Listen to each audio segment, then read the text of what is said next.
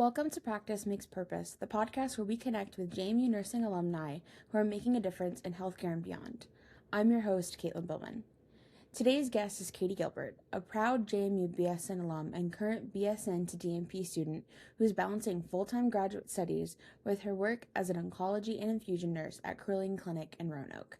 Katie's dedication to both her patients and her education is inspiring, and her impact on the JMU nursing community continues. She's a past recipient of the Victoria Alcantara and Senior Peer Awards and recently returned to speak at the School of Nursing's White Coat ceremony. So, let's dive in.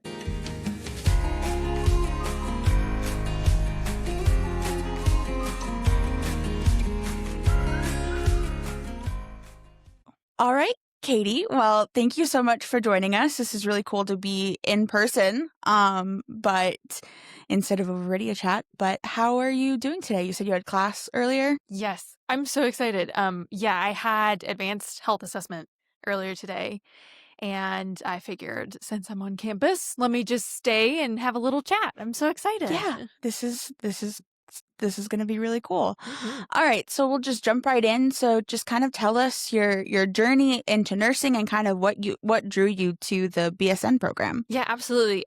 So my grandmother was an LPN, and she worked in many different specialties across the hospital. And I always heard stories about her growing up and just how well known and well respected she was in her hospital. And quite honestly, it wasn't until my senior year of high school that I felt like I was truly set on nursing. But I'm gonna be honest, I didn't really know exactly what I was getting into until I started the program. Yeah. But the cool thing is, so what drew me to JMU's BSN program was I actually appreciated that we had those first 2 years to do your prerequisites beforehand, which some people may not like. But for me, I kind of looked at it through the perspective of I am this immature high school student who's going to jump into a nursing school program, which people do.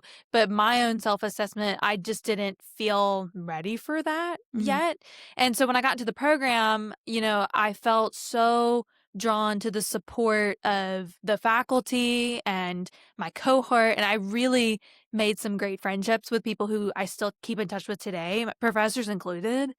And at the time, I was trying to find the picture or the recollection of this, but we took a picture with everybody because apparently we had been ranked like the number one program in the state. And I only remember that because they made us hold up the number one with our finger. And that was kind of like a key moment for me because I was like, okay, this clearly is the best program. This is where I'm meant to be. And, I want to learn from the best. So.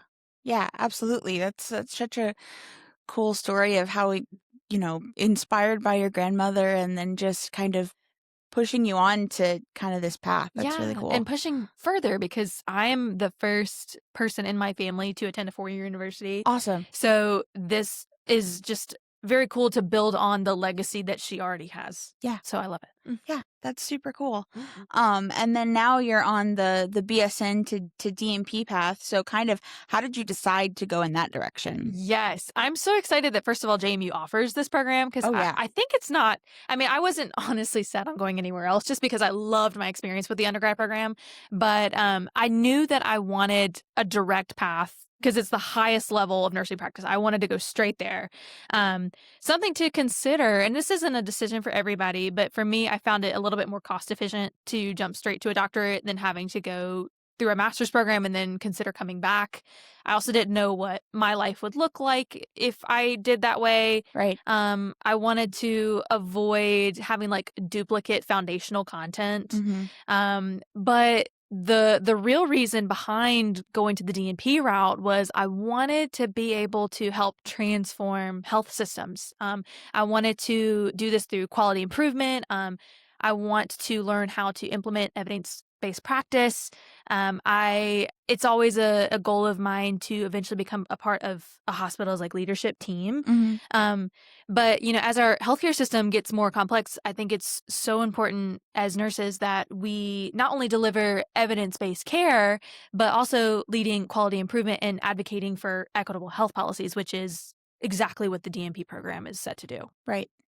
And so you graduated in 2021, right? Yeah, December of 2021. Okay, so did you work for 2 years and then jump into the program, or how did that transition kind of work? Yeah, I actually, and I believe JMU's BSN to DMP program like requires, I think, a year minimum experience, which, there's a lot of debate and hot takes about this. I think that this requires your own self-assessment. I knew that eventually doing the DMP route was what I wanted to do. Mm-hmm.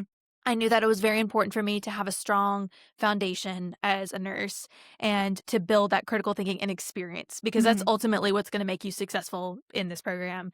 But yeah, I did roughly a year and a half, 2 years working on an inpatient oncology floor at Carilion Roanoke Memorial Hospital. And then I actually pivoted and kept a PRN position there while doing travel nursing Mm-hmm. on UVA's oncology and stem cell transplant floors, which was an incredible experience. And that was really, to me, in my nursing eras, that was what solidified my critical thinking a lot more. Mm-hmm. Just because you're not staff, you're travel, you have to think very quickly, at least in the beginning. And then I knew what's so funny. I want to tell this story. When I was applying for the program, I realized initially I'd missed the deadline. And I thought that's not in my character to miss a deadline for something as important as this. Yeah. So to me, that told me I wasn't ready to apply. Right. That told me I wasn't thinking about it. I wasn't fully ready for it. And then that just kind of taught me over the next year, let's really think this out. What does it mean to be in a DMP program? How is this going to affect my life? What is life going to look like? Financially, how am I Mm-hmm. going to support myself? There's a lot of different factors that come into play. Yeah, I asked just because I was chatting with a student on Saturday at JMU's open house who was kind of looking the master's route, and she was like, should I, do 2 years and then, come back, or should I? She's like, I would love to get it done straight away. And I was like, I really didn't know how to answer her. You have to be honest with yourself. It Mhm. takes a lot of true self-assessment, because there are a lot of nurses, or there's a lot of people who they just don't learn as quickly as others, and that's totally fine. Everyone has their own timeline. Right. For me, I'm 26 years old, or sorry, 25 years old. My God. And I'm relatively young. I am not married. I don't have children. That is not a priority for me right now in my life. My priority is my education. Mm-hmm. And so I wanted to dedicate this time in my life to get that done. For some people, a lot of people in the program, they're married and they have children. And that's another factor to balance and to consider when you're Right. going back. But yeah, really just being honest with yourself. How quickly can you learn? Also just like asking, other advanced practice providers, like, what does their life look like? And just seeing if that's truly something you want to do, because it's Mm-hmm. a big decision. Yeah. Yeah, definitely. Well, kind of let's go into your role at Carillion, kind of. So what does like a typical day look for you as an oncology and infusion nurse? Yeah, so I transitioned to outpatient infusion a year ago. It's actually just about this time I started a year ago. That's awesome. I chose to do this route because I never worked an outpatient job up until Mhm. this point in my career. And I knew that when I started as a nurse practitioner, I wanted to be in the outpatient world. So I needed to see, first of all, if I even liked it, if I liked how that typical 9 to 5 routine looks like, because I was used to working 3 12s a week, which is Mhm. very different. Um, yeah, I feel like a lot of nursing students also aren't aware of infusion nursing, which is really cool. Um, the infusion center that I work at Carillion, there's a couple of locations, but the one that I work at primarily cares for GYN oncology patients, so like your cervical cancer, endometrial, ovarian, etc. But we also do, I call it's a melting pot of different specialties. So a lot of rheumatology patients, endocrinology, bone health clinic patients like with osteoporosis, a lot of random like autoimmune diseases. I kind of joke with the patients that like a lot of the drugs like that you see on TV commercials, those are the ones that are being given in an infusion center. And so like a typical day for me might include everything from there's lots of starting IVs and accessing portacaths and monitoring for infusion related reactions, doing a lot of patient education, especially patients who are taking chemotherapy for the first time, or even some of these biologic medicines. People are having to now commit to getting infusions either once a month or every 2 months, and that's a lot to change in your schedule. Yeah. So you get to know these people, and they become like family, and you are with them in every phase of their cancer journey or the journey of whatever life-altering diagnosis that they're having. It is an awesome, awesome place to work. I love when nursing students come, and a lot of them are like, oh my gosh, I didn't know this existed. And I didn't know it even existed until I got an infusion clinical at JMU. So Oh, I have to wow. credit JMU for even opening me to the world of infusion. Yeah, that's awesome. I actually used to live in Roanoke before I What? started here at JMU. So I lived there for 2 years. I worked at a news station. That's awesome. And so I love the Roanoke area. It's absolutely gorgeous. I love it too. It's great. So kind of what are the most rewarding and then also the most challenging aspects of working in oncology? Yes. So for those who don't know, for nursing students listening, oncology is the cancer care unit. It's the study of cancer. The most rewarding part of oncology is the relationships that you build with patients. I think most oncology nurses would agree with that. If that's not something that you're interested in when you're trying to pick a specialty, then I wouldn't do it, because you really become close to these people, and you're with people in really emotional, life-altering moments for them. Yeah. But seeing their resilience, even on the hard days, it reminds me why I chose to be a nurse. And the most important thing is that it shifted my perspective on how I view life and daily tasks, and how little things are such a privilege.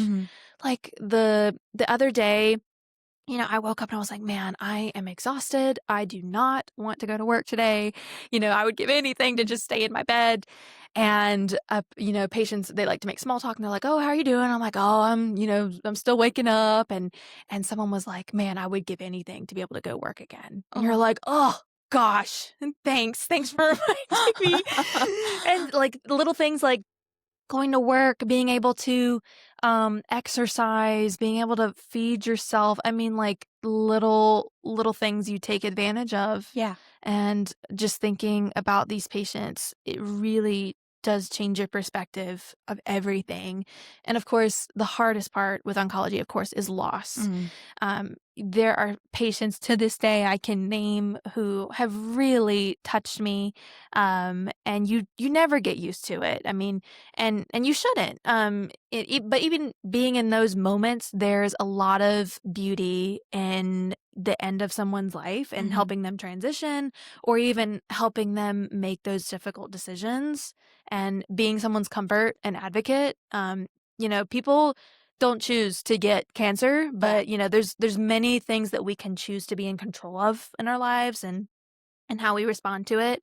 And that's a great part of being an oncology nurse, is to help with that.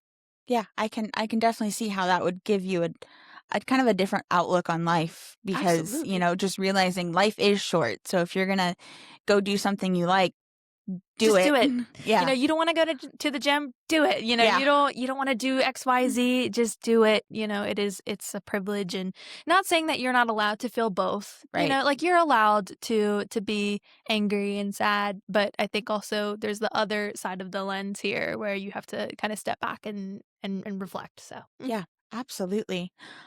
So what kind of let's kind of talk about your experience with the BSN to DMB program. How has that been for you so far? I love it. I really love it. I feel like such a nerd when I talk about it. It's been very challenging, don't get me wrong. But it's been so fulfilling. I've really enjoyed how the courses build on like real world application. And it's not like just learning theory. It's like learning how to genuinely improve practice and your skills. And like even especially now, I'm currently taking advanced health assessment and advanced pharmacology, which are quite they're courses that you take in undergrad, but it's all a new language. You don't really know what's going on. You don't know what this means. Yeah. And so when you finally go and gain that experience and you come back and retake those courses, it makes so much more sense. And already I'm starting to see improvements in my own practice and skills and recognizing things that I probably wouldn't have before. But the JMU's faculty, of course, they've been so supportive and awesome. And I've already built a little community among my little cohort. But, it's why I chose to come back to JMU. I knew that I would have an amazing experience just like I did in my undergrad, but I love it. Yeah. What I always tell people, because I do a lot of recruiting for the nursing program, and what I tell people is like the education is like the actual coursework, very similar to what you're going to get across the board. But what sets us apart is our faculty. Absolutely. We have fantastic faculty, some who either have practiced or are still practicing. And I think that is kind of what makes JMU, we are the best in the state. Yes. Yes, they are excellent at translating evidence-based into practice, and they do such a great job on making sure that, when you're sending out nursing students that they are practicing safely, and, they just are always present and available to talk anytime. I mean, some of my undergrad professors I consider friends to this day. They are just awesome. Yeah, absolutely. Being a student, it's a lot of work. So how do you kind of manage that? Because you're also still working as well, and that's a lot of balancing. So how do you kind of do that? And I think that's something that I think undergrad students need to consider as well when they're choosing to come back to school, because, which not saying that, I know that there are undergrad students who do work, but it's just a little bit different. Now, like, you are a full-fledged adult. You are not, I mean, when you come into undergrad, it's kind of just a little taste, but you still don't have the full levels of responsibility just yet, which I know everyone's story is different, but I'm more speaking for myself. So when you're, obviously I'm working full-time and in school full-time at the moment. I think time management, obviously, and self-compassion are huge. You have to plan ahead and stay organized, but you have to give yourself grace on the very busy and very hard days, and also making that time that's separate from being a nurse. There are days, of course, like I feel like my mind is running a million miles a minute, and I can't stop thinking about nursing and work and school, and I have to dedicate time daily to do anything else. I know for me, I actually had a discussion with my primary care doctor. She was like, "You have got to get a good exercise routine." And I was like, "I don't like to exercise." But I finally, I've been getting into Pilates, and I've been baking, and I've been reading my Kindle and doing things that aren't nursing related, as much as I love nursing. Right. But you have to connect with other parts of your identity. And also, I'm very supportive, or I'm very privileged in the fact that I have very supportive coworkers and a very supportive unit director and clinical team lead who are very understanding of being in school full time. And my advice is, if that's not the case for where you work, then it's time to find another place to work, because you need that. Yeah. Yeah. Totally. Needing to feel supported, I think, is such a basic human thing. And we all need some kind of sense of community. Yes. And I feel like the nursing program, students I've talked to, you get that with your cohort. Absolutely. Make friends with your cohort. I feel like I'm always the first one to be like, let's get the group chat going. Let's plan a little Zoom study date, something. Because we're all going through the same thing. Right. We're not competing against each other. We are teammates. We owe it to each other to be kind and to build those relationships. Yeah. Absolutely. So are there any areas of research or practice that you're kind of passionate about within your DNP studies? Yes. So a couple of things. I'm very passionate about improving health equity and access to care, especially in rural areas. Before moving to Roanoke, I was born and raised in Martinsville, Virginia, which is a rural area. Yeah, And, absolutely. And I remember, and it's still like this to this day. I mean, having to travel across state lines to either like have a child, or if you're having an emergency and you want quality care. Some people are traveling, over 40 minutes to an hour to Mm. get to a level 1 trauma hospital. People struggling to get access to quality primary care in the area. Even like with like cancer care, people having to travel either like to Duke or to Carilion to UVA, and it's not in the area. So I would love to focus a lot of my DNP work on how nurse practitioners can help bridge those care gaps, and using tools too. Like another thing is AI technology obviously is huge and is coming. And I think this is a great opportunity to improve some of those gaps and patient education, improving health literacy, just staying on top of things that are coming ahead, especially as a new and upcoming provider. But it's about meeting the patients where they are, making healthcare understandable and accessible, because that patient communication is really a foundational aspect of quality care. It's important for people to feel involved and informed. So. Yeah, absolutely. Yeah, when I worked at WSLS in Roanoke, and we would have story after story about healthcare gaps in rural areas, especially like in Martinsville and in the more southern parts of the NRV, like Giles County and stuff like that. And I think that is a big, big need that I love that you're trying to address. Absolutely. And I don't think, and this is something I hope to educate the general public about and my patients, is that was why the nurse practitioner role was created. It was created to help fill in these gaps for patients who can't have that access to quality care. So I'm hoping to kind of give back to my rural community, to educate them, to understand what our role is, and to help patients feel more confident and secure in their health care. Yeah. So That's really cool. thank you. So you were honored with the Victoria Allen. You might have to help me say this. Alcantara Award and the Senior Peer Award. So, kind of, what do these recognitions mean to you? First of all, crazy, just craziness. They kind of gave me a little heads up about the Senior Peer Award, because they kind of they allow everyone to send in their nominations, and then they send like the top 30. And I was already very honored to be like in the top 30. Yeah. So I was just so shell shocked when I got that, and I wasn't even anticipating the other one. I had no idea, and I was just very floored. I mean, these recognitions, I feel like they show that being a successful nursing student is not solely on grades. Right. It is an all-encompassing honor. It is about, being involved with your cohort and being compassionate to yourself and others. I mean, it is being involved with the community. It is everything. It's something that I really hold with great pride and honor.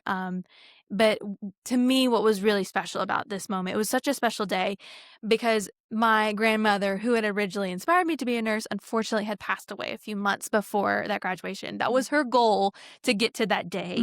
But it was just so special, because we knew that she would be jumping for joy if she was here.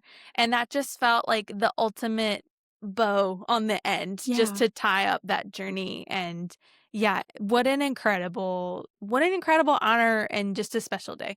That's really sweet. You also recently spoke at one of our white coat ceremonies. So, kind of, what message did you share with the incoming students? Yes. So I got the honor and the privilege to speak to our newest nursing students about compassion in nursing. That topic was given to me. I think it's a beautiful, multifaceted topic that it applies to everybody. It's not just nurses. Right. There's so many different angles that I wanted to address with compassion. So I actually pulled this from the white coat ceremony, because there's so many little snippets of advice that I feel are really important. So I'll just kind of go down the line. So first, always seeking to understand others before being understood yourself, I think, is very important. Yeah. A big thing, being transparent and saying it's okay to say I don't know. I don't know the answer, but I'm going to find it for you. Mm-hmm. And I joke, I said, you won't know every side effect of every drug in pharmacology, and that is okay. Because every nursing student is having that thought. They're like, oh my God, how am I going to ever remember this? Also, creating an environment where it's okay to not know all the answers, but being in an environment that allows you to be able to find them.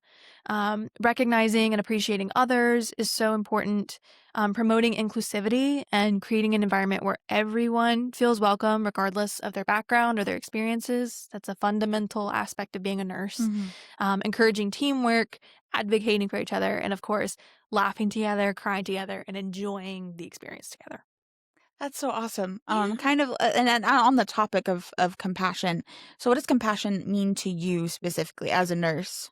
Yeah, compassion, it comes in many forms for a nurse. I feel like it's the foundation of what nursing is. Mm-hmm. It's being present for patients and your team.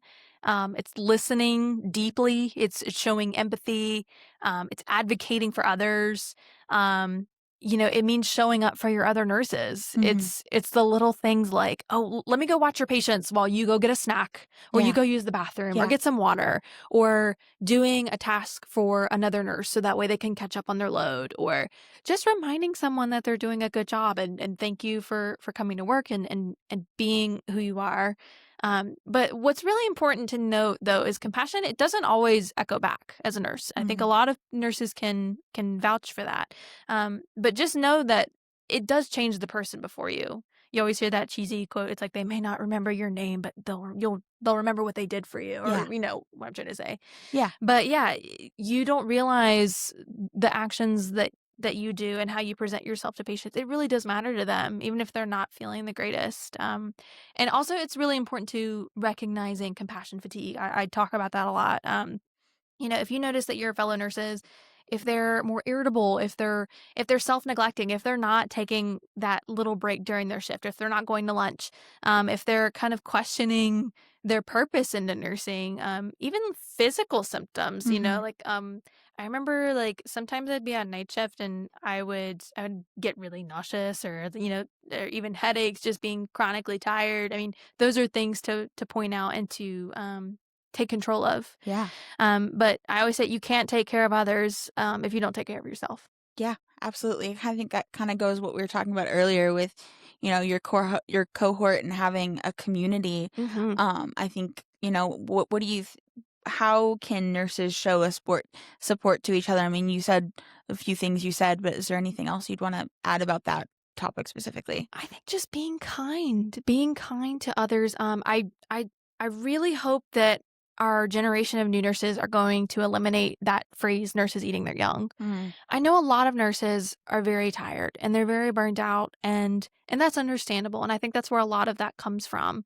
But I think it's so important just to give other nurses grace and to be kind to them. I mean, it's not, you're not going to have perfect days by any means. I mean, I have days myself where I don't feel peppy and cheery. Mm-hmm. But showing up for others in that way is huge. So Yeah, absolutely. And I think, it sometimes that support comes from the top down. So how Mhm. can healthcare organizations kind of foster a culture of compassion where it's Yes. where it's protected and celebrated and encouraged? Absolutely. I love this question. And it's a huge dilemma that's Mm-hmm. going around. But yeah, like you said, compassion, it has to be modeled from the top down. It Mm-hmm. starts at the leaders. When leaders prioritize kindness and gratitude and psychological and physical safety, Yeah. that is what empowers staff to do the same. Honestly, it starts at simple gestures, celebrating teamwork, recognizing the emotional labor, building a supportive culture makes a huge difference. For me personally, being in a culture where you feel okay to speak up Mm-hmm. is huge. I've been very fortunate that the organization that I work for has been so supportive for me. And I think, when you start at the top and let me try to think of what I'm trying to say. When you start at the top with compassion, and that trickles down to the actual levels of patient care. That goes back into the patients as well. So yeah, absolutely. I think, it totally our leaders need to model, and that goes for every aspect in life. But, no matter what workplace you're at, I think being a good leader is about showing compassion. absolutely. And I think it's so awesome that you feel that at your organization. Absolutely. And I really, and not to say it just because I'm on a JMU podcast, I really do credit a lot of it to JMU as well. Yeah. I just have to throw that in there. Yeah, absolutely. I mean, even as a staff member, that feeling that absolutely do adore everyone I work with, and I do feel supported. So I think it's kind of life-changing, especially if you hadn't experienced that before. Absolutely. So what do you hope that the next generation of nurses kind of understands about compassion? I mean, because healthcare is constantly changing and evolving. So kind of what do you hope they understand? What I really want to point out is that compassion is not a weakness. It really is a skill and a strength that gets built over time. Absolutely. Healthcare is going to become more technology driven. So I think it's now more important than ever to keep that human connection at the center. And I even highlight that quote, the patients may not remember every detail of their care, but of course they're going to remember how they felt there. Yeah. So, reminding ourselves of that and coming back to that foundation is really key. Yeah, absolutely. I mean, I've had good experiences in hospitals and I've had really bad experiences, but it is true. I don't remember the nurses' names, but I do remember the way that they've made me feel and how I remember one specifically, I was in the ER and just having a horrible, horrible time. And this woman, she's probably about my mom's age, kind of stepped up and took in that role because my mom wasn't there in person. Yeah. And it's so critical. Yeah, imagine, and you've been there obviously, but I try to think like if you were the person in that bed or in that chair and you were terrified, you would want that person to step up to be Right. that support for you. Absolutely. So what advice would you give to current nursing students who are considering that advanced practice role? Yeah, taking your time to build that strong foundation, really being honest with yourself. Working as a nurse first is going to teach you so much about communication and teamwork, real world problem solving, not just textbook. And once you can kind of understand how the system works, you're going to be a better provider because of that. Everyone has their own timeline. And if you need more time to build that, that's okay. Life happens. But planning ahead is really important though. Like I said, when I first missed that deadline, I realized I was like, something like I didn't really think about this hard enough, and I need to take a step back. Just kind of picture what is your life realistically going to look like during this time. I had to think about my work schedule, financially, how am I going to pay for this? How am I going to maintain that work-life balance on top of school? So Yeah, absolutely. Looking back, what do you think helped you most from, that transition from student to professional nurse? I mean, I'm sure that's a really weird time. yeah. So what helped you during that time? Yeah. Honestly, I had the mentality of just knowing that it's okay that I don't know everything. Right. It's no one's expecting you to as a new grad. Everyone knows that. And the people who do know that need to be gracious to those new grad nurses.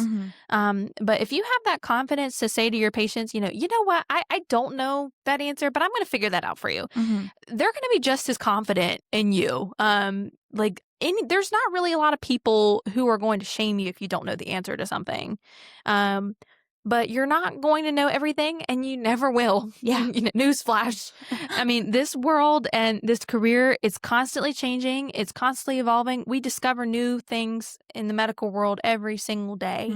Nursing school, I feel nursing school does a really good job preparing you to be a safe nurse, but it's that transition to practice that's actually going to allow you to apply the knowledge you have and get that real world experience. Yeah. Yeah. I was talking with, I did another interview for this podcast, and she said something that kind of really stuck with me. She said, it's like, you're not stupid, you're just learning. Absolutely. And I love that.